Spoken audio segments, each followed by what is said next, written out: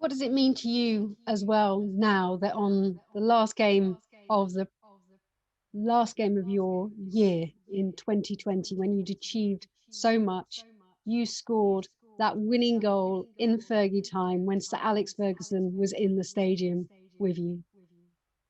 Yeah, I mean, in the season, there's games that are tough like that, and they're usually that tight. One goal can do it, and um, it just shows again we didn't give up. We kept going until the very end of the game. I think was it 5 minutes added on or 4 minutes or something. So we showed that we was willing to be on the pitch and fight for the win for 90 minutes, and the goal came in the 93rd minute.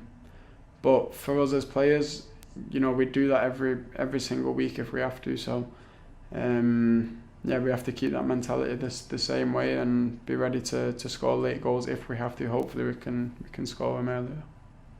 Manchester United fans sat at Old Trafford in the stands with your brothers during those great times when it was Liverpool and Manchester United, or rather Manchester United and Liverpool at loggerheads. What does it mean to you to be in this team in 2021, to be now back in a title fight with Liverpool?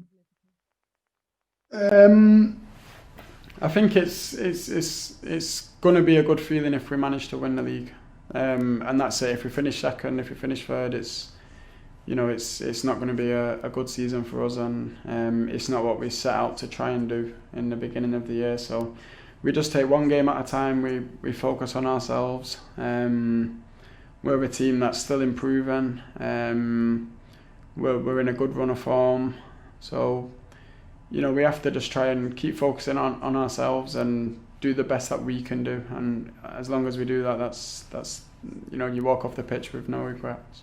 Talked about the fact that if when you were young and you went on the pitch as a fan against Liverpool, you almost saw red. How and you talked about the players that you took leadership from and took a measure from. Who were those players that guided you to calm yourself down in the big encounters against the teams as a fan you want to be? Just the experienced players in the team. I think Cowers at the time, Wazza. Um, I think it might have been Antonio at the time on my side, and they were just getting me to just calm down and play the game, and you have to. It's so important that you do that because otherwise you can be off before you know it. I think it was my first game or second game at Anfield, and literally 1 minute into the game, and I was just that emotionally into the game. I made a tackle, and I'm lucky it was on James Milner actually, and he's not one to roll around on the floor and stuff like that, and he just bounced back up, and it was a yellow card. But on another day it could have been a red card against a different team. It could have been a red card, and they're the moments that you've got to learn from. But yeah, I had the right players around me that made me just get on with the game and play the game of football. Camaraderie between Jurgen Klopp and Ole Gunnar Solskjaer ahead of your visit to Anfield. Ollie cheekily using the word facts, going back to Rafa Benitez and his fact rant. It's a fact that they have an unbeaten record stretching at Anfield over 3 years, calendar years now. Is that a fact that matters?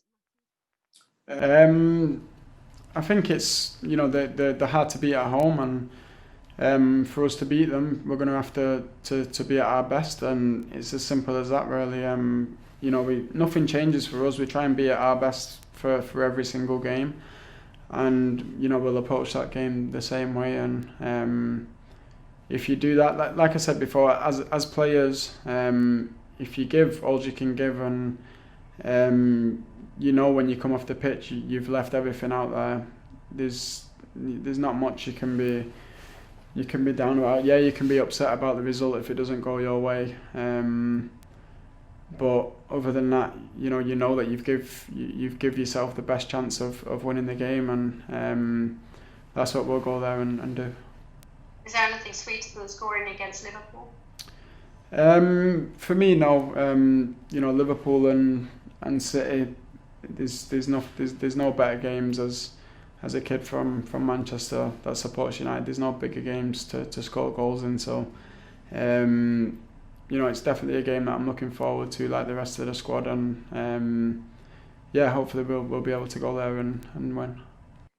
I want to look at the influence of the England football team, who have just shown great leadership. It seems that under Gareth Southgate, there's so much trust in you all being able to talk and open up and lead your own passions. First of all, we saw it with Danny talking about depression, Jordan helping with bringing you all together to support the NHS, Raheem talking about racism, and now your extraordinary work, which the whole country has just is so proud of you for what you have done for us and our vulnerable children. How much has that togetherness in the England camp shaped all these incredible campaigns? I think what he's done, Gareth, is amazing, because he's made the atmosphere of England camp completely change since he's been the manager. And if you've seen the camp now, you'd think that, oh, that's normal, but it's something that has to be worked on, because throughout in between camps we're fighting each other to win points for our teams. And when you meet up, it's important to remember this is the team now, and Gareth is the best England manager that I've had at doing that. So as soon as we meet up, it's like we're already ready for the next game. So he's created an unbelievable atmosphere, and that's credit to Gareth and his staff, because when they come in, they had a vision and a plan for us, and the players was willing to take it on board and listen. And I think he's now given us, like what you said, the freedom, and it's a responsibility really to speak out about the right things and things that you believe in. Does that give you the belief that you can defy the odds again? Where everyone's saying not that you haven't got the quality, but because of the fixture schedule, the Euros and then the World Cup on the back of it, that you can defy all the odds again and lift a trophy in one of those two tournaments in 2 years? The football's it's hard for everyone involved in the sport at the moment. There's a lot of games, but for me it's a mentality thing. It's just all mental. In a season you'd play 60 games if you reach the finals, and if you don't, maybe 55 or 54 games. So in terms of reality, it's not that much different. So it's just in your head. We know that we started a little bit later on this year, but we're going to finish at the same time. So it's the same amount of games, just in a slightly shorter amount of time. But yeah, for me it's mental, and I just try and put myself in the best mental condition, because physically I know I'm fresh and I can play the games.